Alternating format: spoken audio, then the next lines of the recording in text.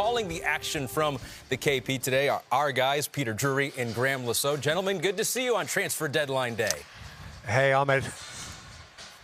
It is interesting to be here on Transfer Deadline Day, is it? You're trying to get me out already? Well, no, absolutely. Last-minute deal. Listen, I'm just trying to make sense of it in the context of a football match. You know, we've just seen the team sheets.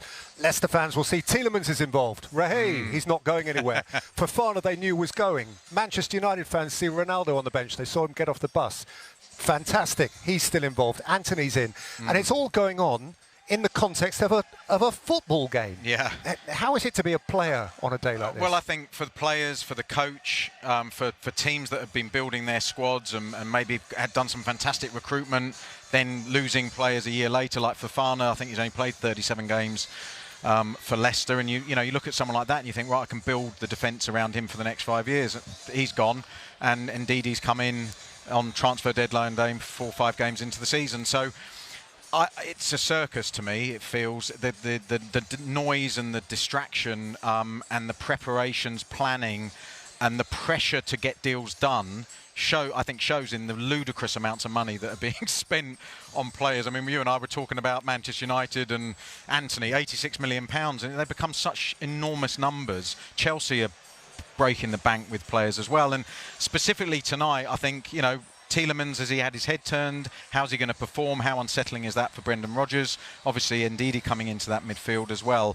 The players have to sort of get used, and probably have done over a period of time, get used to the noise and just try to keep together as a group. And potentially, I know this is hypothetical, very briefly, you could be crossing the white line for your club tonight, knowing that whilst you're playing, they might be buying someone in your position. Yeah, the agents will still be working. They've got till 11 o'clock, then a couple of hours extended beyond that if they get the paperwork in on time, and the circus continues. I can't see why business shouldn't be closed before the first ball of the season's kicked. But it isn't, so that's what we've got, and I guess it's an exciting part of the circus. But above and beyond all of the business, Ahmed, we should never lose sight of the fact that we're really in it for the game. Looking forward to that game. Looking forward to checking in with you guys here in a little bit. Did you get all that? Danny Higginbotham, Tim Howard here with Ahmed Fareed. A lot going on today. In our game today, let's start with Manchester United. You saw on the graphic there, $270 million spent, second most in the Premier League in this transfer window. Overall, how they have reshaped this team in this window. You like it? I do. I think if you'd have asked me a few weeks ago, I was very unsure. Obviously, the first 2 games of the season were not good by any stretch of the imagination, but then you can start to see now what Ten Hag's trying to do. He's signed players that obviously he's worked with previously at certain times. The spine of the team, Martinez at centre-back, he's settled. You've got Eriksen, Casemiro, who's obviously eventually going to come into the team. Anthony, who, you know, a lot of money was spent for him. You know, only Paul Pogba has cost more for Manchester United, so there's going to be a lot of pressure on him. But the biggest thing for me when it comes to Ten Hag is that he needs to be allowed to manage this club. It's as simple as that. He can't have interference from behind the scenes, which is near enough impossible at a club like Manchester United. But you just hope, and you look at it and you think to yourself, these signings are his. I go back to last season and, you know, we know Ronaldo's on the bench, Maguire's on the bench. I think Ten Hag is showing, his strength is showing his power by saying these players aren't undroppable. He can keep them on the bench regardless of the situation. And I think that's a really big statement from Ten Hag, and hopefully he's allowed to continue and, like I say, be manager of Manchester United and not be told what to do.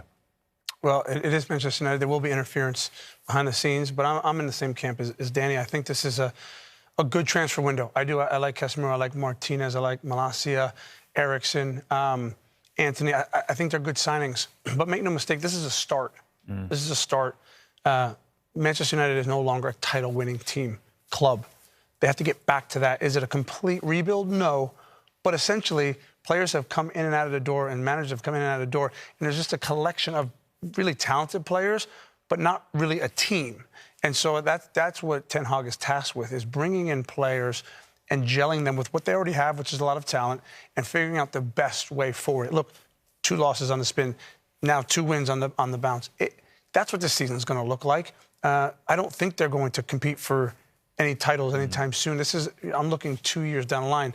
Only so much can be done in one transfer window. I think it was a good transfer window. It was a good start. Just to add to that, the club needs to get rid of the arrogance that they have. I think there's, as Tim quite rightly pointed out, Manchester United, they feel as though they have this divine right to be challenging the top 2.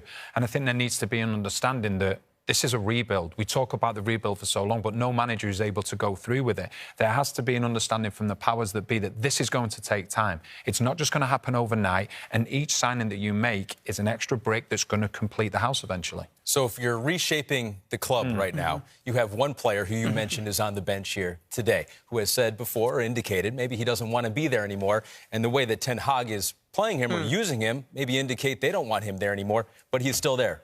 Where does this leave Ronaldo?